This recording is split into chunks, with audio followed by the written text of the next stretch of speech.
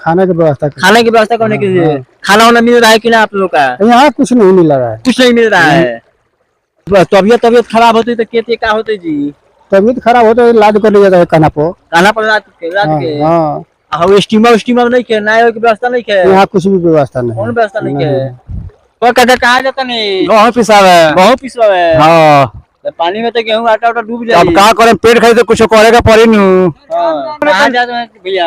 जाते नहीं सब्जी लिया है। परेशानी बहुत परेशानी बाकी थनी एक भी तो होने लाग पड़ गई तो सीधे डुमरिया पुल में और कौन है रुकावट नहीं है। सकते हैं तस्वीरों के माध्यम से जो कि ये ट्रांसफार्मर है, कहीं ना कहीं देखा जाए तो पानी की वजह से जो कि डूब गया है और डूबने वाला है कहीं ना कहीं, जो कि ये जो कि बिहार का जो कि गोपालगंज डिस्ट्रिक्ट है। और गोपालगंज डिस्ट्रिक्ट से आप लोग को दिखाने का हम प्रयास कर रहे हैं। और जो कि इलेक्ट्रिसिटी का जो कि ट्रांसफार्मर है और जो कि ये डूबने वाला है, जैसे पानी का जिस तरह इजाफा आ रहा है कहीं ना कहीं जो कि ये ट्रांसफार्मर डूब जाएगा। और ट्रांसफार्मर डूब जाएगा तो करंट भी नहीं आ सकता है, और करंट नहीं आएगा तो समझिए कि जो कि गाँव जो कि सारे गाँव जो कि अंधेरा में ही रहेगा। और जो कि पानी की वजह से क्या परेशानी बा अभी बताइए। परेशानी तो बहुत परेशानी सर हमारा बताएंगे, वही हमको जानता है सब बताइए सर, कुछ बताइए। मैंने पानी में पानी हो तो बोलो कष्ट बताए क्या जानता कि पानी के कष्ट क्या होगा दादी भैया? We are facing a lot of problem due to this flood, and so many people are surrounded by this water. This is come from Gandak River, and you know we are all walk in the water from morning, and before 2 days we are facing this problem. A lot of water just enter in the village.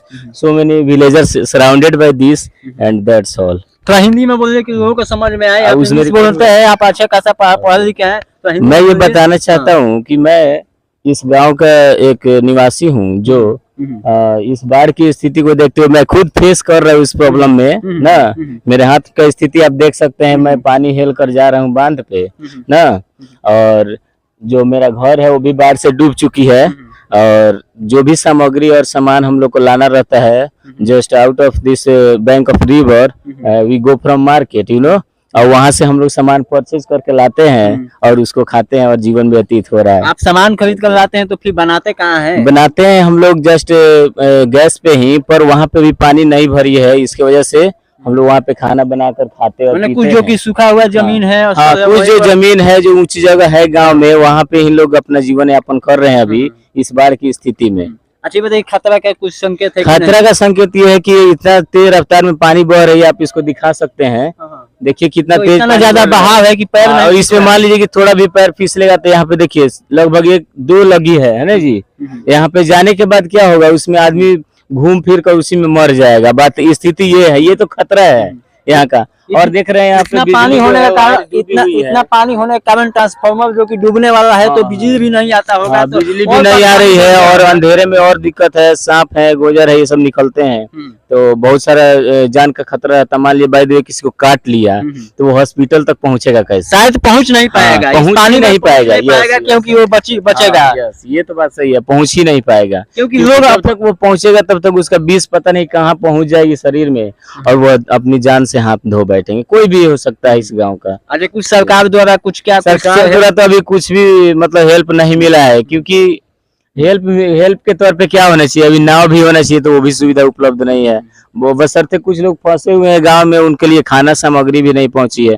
ये सभी तो सुविधाएं हैं, आप लोग दिखाइए और सबको प्रेरित करिए कि इस गांव के लिए कुछ करें। कुछ नेता प्रतिनिधि जानते हैं? नेता प्रतिनिधि भी नहीं है, तो वही ना बोल रहा हूँ मैं कि इस चैनल के माध्यम से आप प्रेरित करिए कि हाँ आए और इस गांव के लिए कुछ करें, तभी ना उनको वोट मिलेगा। देखने के लिए आते हैं कि नहीं आपके? नहीं, अभी फिलहाल तो नहीं आए हैं, कोई नहीं आए हैं। हाँ, अभी तो कोई आना चाहिए ना, आना चाहिए, बिल्कुल आना चाहिए। अभी इस परिस्थिति में नहीं आएंगे तो कब आएंगे? नहीं, वोट के समय आते होंगे ना? वोट के समय तो सभी आते हैं, हर जगह आते हैं, क्योंकि उसी समय ज्यादा काम पड़ता है, जनता का काम पड़ता है, क्योंकि वोट लेना काम पड़ता है, क्योंकि उनको वोट गिनाना है और वोट लेकर अपनी कुर्सी पे राज करना है। और आम पब्लिक का दिक्कत तो दिख ही नहीं रहा है, देखना चाहिए बशर्ते उनको, वो भी समझदार हैं। डीएम साहब से क्या मांग कीजिएगा? क्या डीएम साहब से मांग करेंगे कि यहाँ पे वोट की सुविधाएं उपलब्ध कराएं और जो भी आम जनता है उनके लिए खाने पीने की सामग्री दी जाए, बस यही हम कहना चाहेंगे। बच्चों बूढ़े को बहुत, हाँ, बच्चे बूढ़े महिलाएं खास करके उनको भी परेशानी है, उनको भी सुविधाएं देना चाहिए, बिल्कुल देना चाहिए। देखिए जो कि इस गांव का जो कि एक युवा है, कहीं ना कहीं देखा जाए तो शिक्षित है, और जो इंसान शिक्षित होगा अपने भविष्य के बारे में जरूर सोचेगा। जी, मैं खुद एमएससी किया हुआ हूँ और बीपीएससी की तैयारी करता हूँ।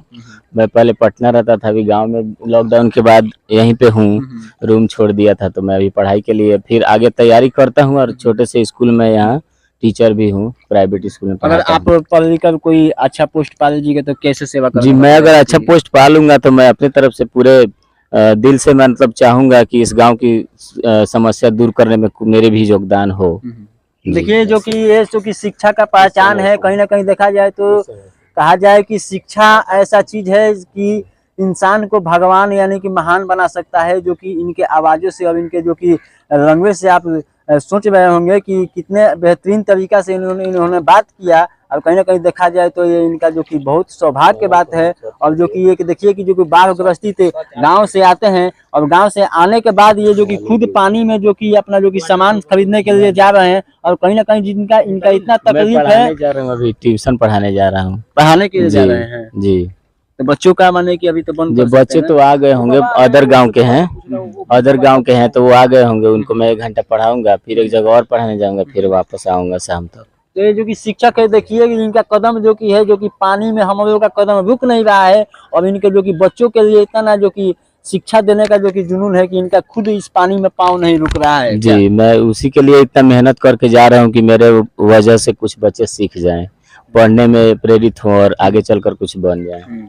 चलिए, आप तस्वीरों के माध्यम से देख रहे थे जो कि ये बंजरिया गांव था, गोपालगंज डिस्ट्रिक्ट के अंतर्गत, जो कि सच आपकी न्यूज, गोपालगंज डिस्ट्रिक्ट के अंतर्गत जो कि सिधवलिया प्रखंड है, सिधवलिया प्रखंड के अंतर्गत जो कि अमनपुरा पंचायत है, अमनपुरा पंचायत के अंतर्गत जो कि सिधवलिया बंजरिया गांव है। तो इस वीडियो को देख के आपके मन में क्या ख्याल चल रहा है, कमेंट बॉक्स में जरूर कमेंट कीजिएगा। मैं सुनील कुमार, आप देख रहे थे सच आपके न्यूज। जय हिंद, जय